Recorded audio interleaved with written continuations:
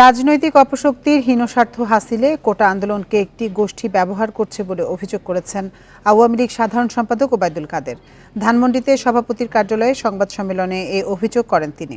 এখন জন্ম সনদ দিয়ে খোলো বিকাশ স্টুডেন্ট অ্যাকাউন্ট, নিজের বিকাশ নিজে কর।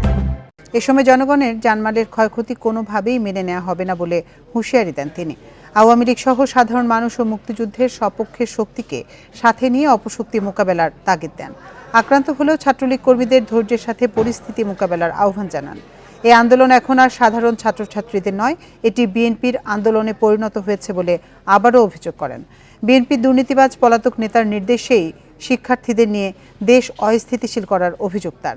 সাধারণ শিক্ষার্থীদের পক্ষে সন্ত্রাসী কার্যকলাপ সম্ভব নয় বলেও মন্তব্য করেন।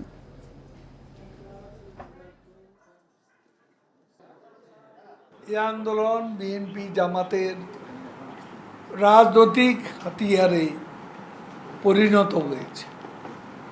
এই আন্দোলনকে কেন্দ্র করে সাধারণ শিক্ষার্থীদের লাশ বানিয়ে রাজনৈতিক ফায়দা লোটার অপচেষ্টা করছে বিএনপি জামাত ও এদের দোসররা।